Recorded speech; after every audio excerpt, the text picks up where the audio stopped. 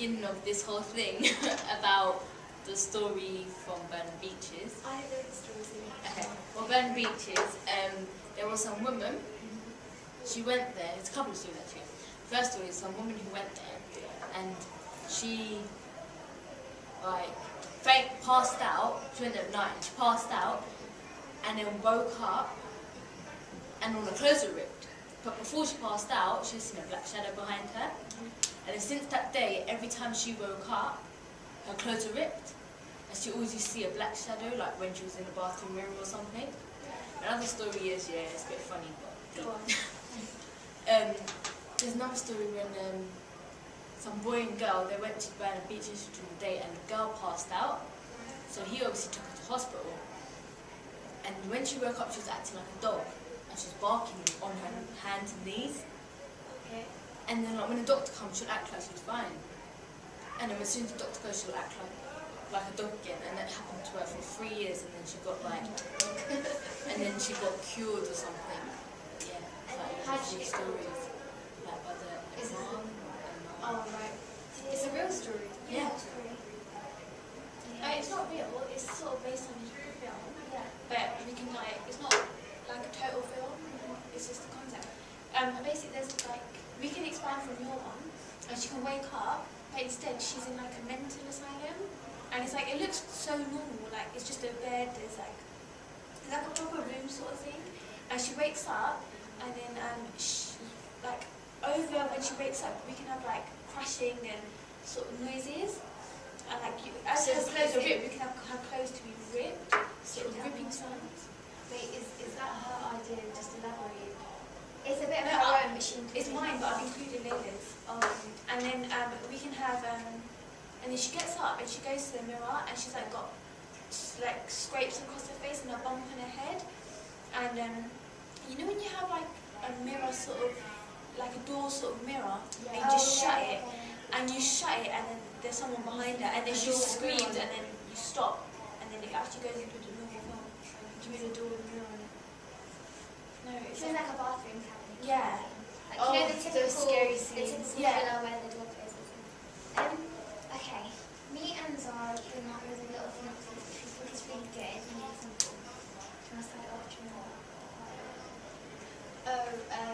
At the start, everyone's a group of girls going for a party, and they're just walking in an unknown place. like a park or like a tourist an estate? We haven't really thought of the location so Park, much. alleyways. We thought that kind of thing, like an estate or a park, and then we thought that they would be walking in you know how that kind of moving, jolting effect where things are really slow. And we're thinking of having that and having the girls, which would be us all, so then we all get to be in it, walking through like I said, park or estate somewhere, and then kind of they were happy it's someone's birthday, and then they're saying goodbye to each other, but there's no dialogue, it's just kind of all through body language.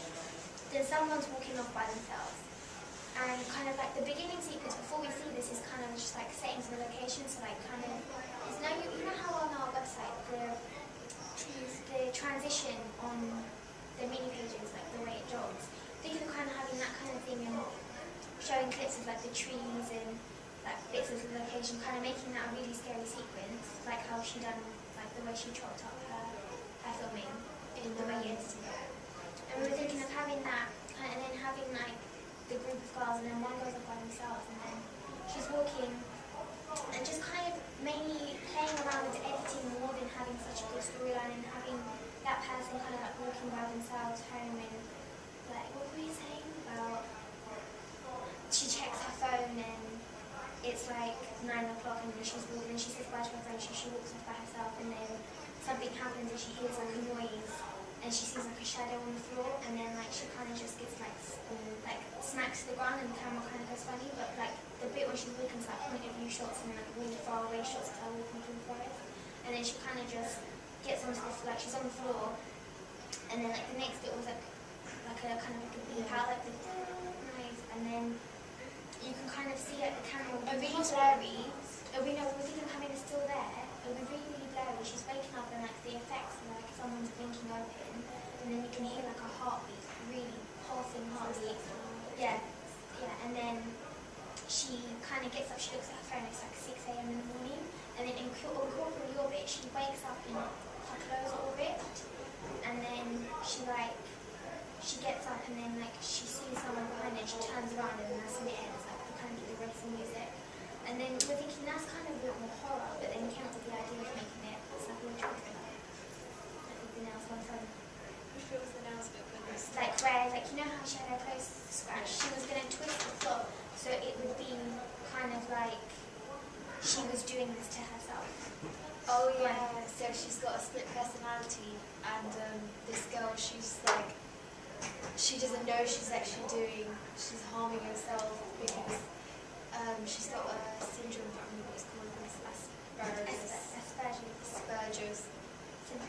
It's either that one or Asperger's. Something. it's either that one Anyway. or another one.